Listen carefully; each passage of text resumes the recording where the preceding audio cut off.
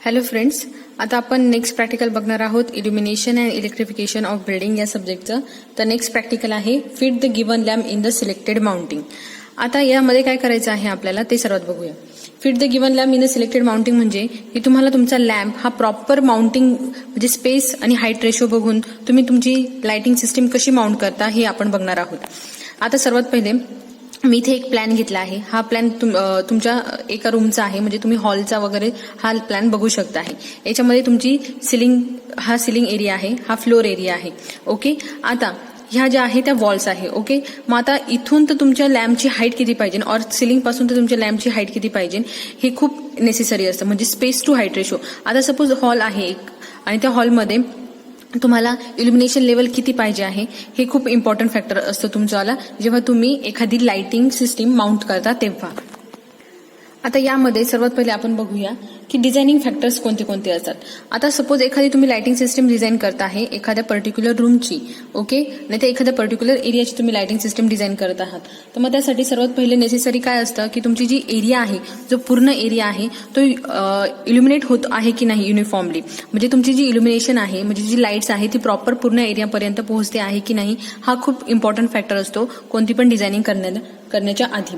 त्यानंतर आहे तुमची इल्युमिनेशन लेवल, की तुमच्या लक्समध्ये तुमची इल्युमिनेशन लेवल किती आहे. इफ सपोज रूम मोठा आहे आणि तुम्ही इल्युमिनेशन लेवल कमी म्हणजे कमी वॅटचे जर सपोज तुम्ही लॅम्प यूज केले आहे तर मग प्रॉपर लाइटिंग त्या रूममध्ये पर्टिक्युलर रूममध्ये होणार नाही. त्यासाठी तुम्हाला प्रॉपर सपोज एरिया मोठा असेल तर तुम्हाला किती लॅम्प लागणार आहे म्हणजे त्याचा स्पेस टू हाईट रेशो. आता सपोज हा एरिया मोठा आहे त्यामुळे इथे किती लॅम्प लागले आहे, 2 लॅम्प लागले आहे. पण मग त्या 2 लॅम्प पण त्यांनी काही जवळजवळ लावलेले नाहीये. त्यासाठी काय की त्यांनी स्पेसिंग दिली आहे. मग ती स्पेसिंग रेशो किती पाहिजे आणि तुमचा फ्लोर पासून तर सिलिंग पर्यंतची हाईट किती पाहिजे, म्हणजे तुमची लॅम्पची हाईट किती पाहिजे, जास्त खाली पण नको आणि जास्त वरती पण नको, जेणेकरून तुम्हाला पूर्ण ज्या रूममध्ये तुमचीवाली लाइटिंग सिस्टीम प्रोव्हाइड झाली पाहिजे. नंतर तुमच्या सिलिंग पासून पण तुमची लाइटिंग सिस्टीम किती हाईटवर पाहिजे. एक तर पूर्ण सिलिंगलाच नको, नाहीतर जास्त सिलिंगच्या खाली पण नको. त्याच्यामुळे त्याची पर्टिक्युलर एरिया काय आहे ती पण आपण त्याच्याने डिसाईड करतो. ओके, त्यानंतर आता लाइटिंग सिस्टीम इम्पॉर्टंट का असते की जी तुमचे जे शॅडोज आणि ग्लेअर आहे ते अवॉइड करण्यासाठी तुमची लाइटिंग सिस्टीम ही इम्पॉर्टंट असते.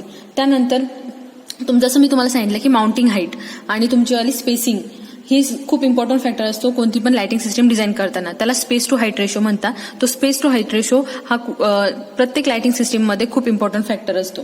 त्यानंतर आहे तुमचे जे वॉल्सचे कलर्स आहे.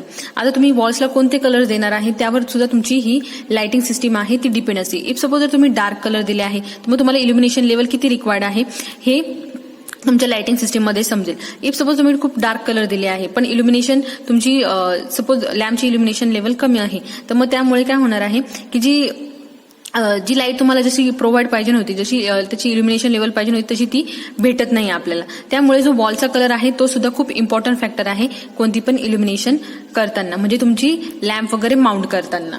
ओके, त्यानंतर असतो आता तुमचा स्पेस टू हाईट रेशो. आता स्पेस टू हाईट रेशो आपण कुठे कुठे बघतो, जे तुमच्या स्ट्रीट लाईट्स वगैरे असतात किंवा घरामध्ये पण सपोज हॉल मोठा आहे तर मग तुम्ही 2 लाईट्स यूज करणार आहात, मग त्यामधलं अंतर पण म्हणजे त्यामधली स्पेसिंग पण किती पाहिजे हे त्यावर डिपेंड असते.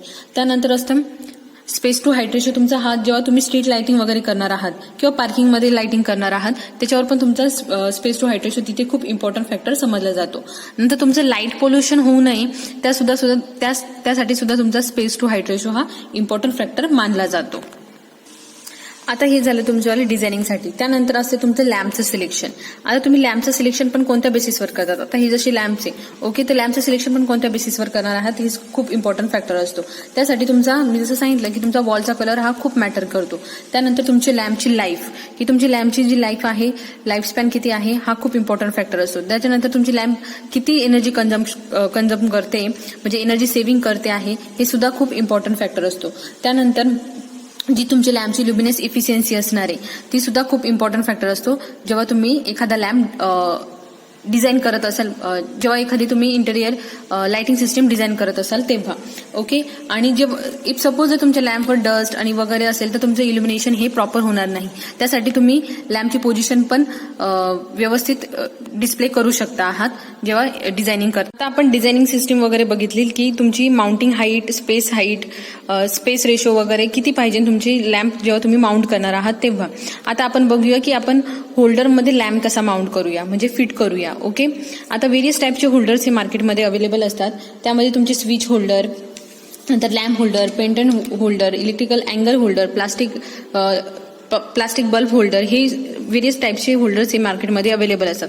तर मग आपल्याकडे एक नॉर्मल तुमचा पेंडंट सॅम्पल होल्डर इथे अवेलेबल आहे. आता ह्या होल्डरमध्ये 2 पॉईंट्स असतात, म्हणजे एक तुमचा फेज, एक तुमची न्यूट्रल. ओके, आणि हे दोन्ही फेज वगैरे आहे ही तुमच्या मेन सप्लायला कनेक्टेड असतात. जेव्हा तुम्ही मेन सप्लाय इन्स्टॉलेशन करतात डिझायनिंग, तेव्हा ते मेन सप्लायला कनेक्टेड असतात. ओके, आणि याच्यामध्ये पण तुम्ही बघत आहात की याच्यामध्ये पण 2 पॉईंट आहे. हे 2 पॉईंट तुमचे न्यूट्रल आणि फेजेस आहे.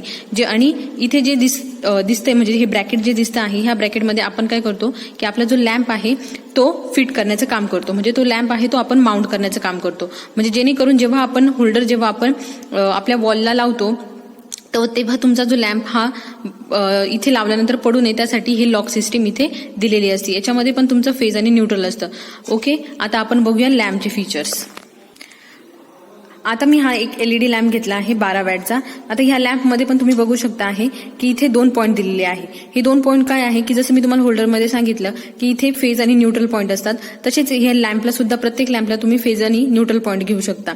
आता आणि हे जे 2 पॉईंट दिसत आहे हे पॉईंट कशासाठी आहे, जसं मी तुम्हाला सांगितलं की होल्डरमध्ये आपण लॉक अनलॉक करू शकतो आहे लॅम्प. मग त्यासाठी हे लॉक करण्यासाठी लॅम्प त्या होल्डरला लॉक करण्यासाठी इथे हे 2 पॉईंट दिलेले आहे. जेव्हा हे 2 पॉईंट त्या होल्डरच्या इथे फेज आणि न्यूट्रलला कनेक्ट होतात तेव्हा तुमची लॅम्प जी आहे ती ग्लो होते. आता आपण लॅम्प त्या होल्डरमध्ये फिट करून बघूया की तुमची लॅम्प प्रॉपर ग्लो होत आहे की नाहीये. आता आपण लॅम्प हा होल्डरमध्ये फिट करणार आहोत, तर ते बघूया. आता आपण लॅम्प हा होल्डरमध्ये फिट केलेला आहे. ओके, आता तुम्ही बघू शकताय फिट आहे, त्याच्यामुळे तो काय पडत वगैरे नाहीये, त्याच्यामुळे तो बरोबर लॉक झालेला आहे. आता आपण लॅम्प ग्लो करून बघूया, म्हणजे स्विच ऑन करून बघूया की तुमचा लॅम्प प्रॉपरली ग्लो होत आहे की नाहीये. आता स्विच ऑन केला आहे तर तुम्ही बघू शकताय की लॅम्प हा प्रॉपरली तुमचा ग्लो होत आहे. अशा प्रकारे आपण हे प्रॅक्टिकल पूर्ण केले आहे.